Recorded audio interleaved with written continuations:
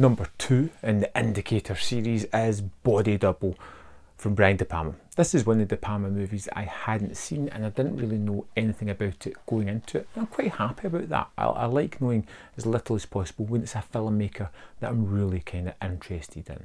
This one is a rather sleazy affair that kind of mixes a lot of Hitchcock's Vertigo with Rear Window.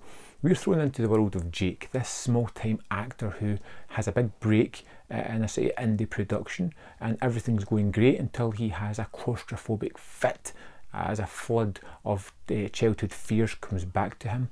He goes home, discovers that his girlfriend is cheating on him, and everything just lumps onto Jake right at the start. Things start to turn around when he meets somebody at an acting class that wants him to look after this house for him while he has to go away and try for some other jobs. This house turns out to be spectacular, wonderful, and it has all the mod cons. It's a bigger setup than they ever thought he would get into. Can't believe his luck.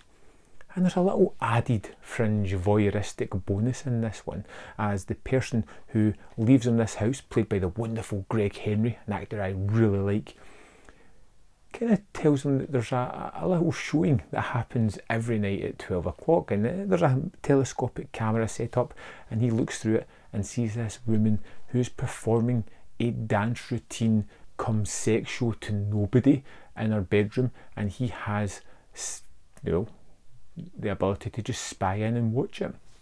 And you get this kind of voyeuristic escape from reality as Jake really starts to lean into watching this woman perform her antics. And the next night it happens again, and he's set up to watch it, and he notices this worker who's welding away midnight for some reason on something, kind of watching the woman as well. And the next day he notices that guy is starting to follow her. And what we get here is like a 20-minute or more sequence of people following people throughout a shopping mall that is wonderfully staged and set up. It's one of those De Palma things that he does exceptionally well. It's a long set piece. It's building the tension and the suspense. It's putting you into the mindset of the character. He's attracted to this woman that he saw performing the dance show. He wants to approach her and talk to her. He's also aware that this other person is following them, and there may be some nefarious behaviour behind that.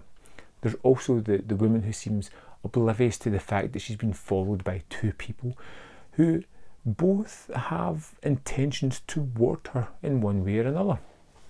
And what we get is we get the set up to meeting this woman, to him spying on her, to him being that voyeuristic nature of following her around, becoming a little bit perverted in the way he's watching her, to ultimately seeing her being murdered. He's witnessed the murder and he is trying to solve it from then on. It's a very concept heavy movie. It gives you this strong idea of voyeurism, of sleaze, of an underbelly of society, and it really slides into that in the second half of the movie.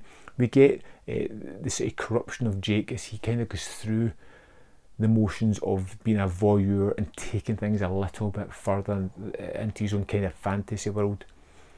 And then we get right into the sort of porn industry later on, and it's included in kind of strange, fantastical sequences where he's taking part and he's pretending and he's been acting in certain roles. There is an almost music video feel to the Frankie Goes to Hollywood sequence midway through the movie that is wonderful and didn't feel out of place at all. It's a great song, it's a great addition to the movie, and it just kind of has that thematics within the song that fit in to the kind of sleazy nature of the movie itself.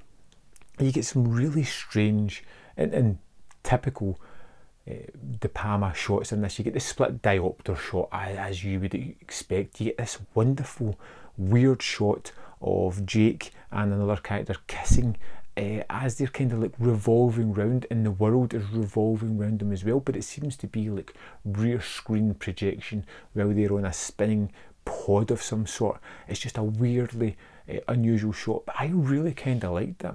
The twist, unfortunately, in this movie I could see coming from a mile away, but I don't know if that's because there's been 1,000 things like it since then, and this is me only getting to this movie and not really realising how simple it was going to be to kind of solve, to figure out. There only is a number of characters throughout the movie, and you can kind of guess where it's kind of going at some point.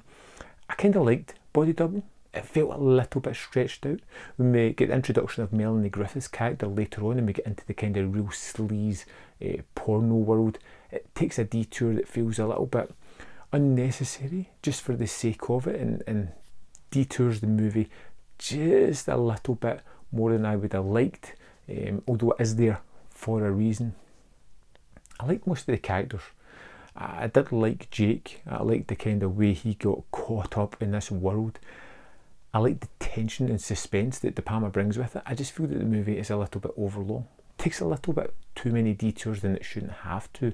You know, when he's playing with the audience, when he's doing that characters following each other in the mall sequence, is when he's at his best.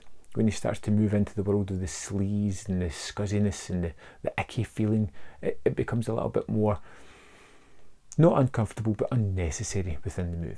Body Double for me was interesting. It's not one of De Palma's best, but it's really good. Kind of glad that I finally got to it.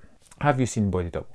What's your thoughts on it? Let me know in the comment box below, and I'll see you next time on Man v Film.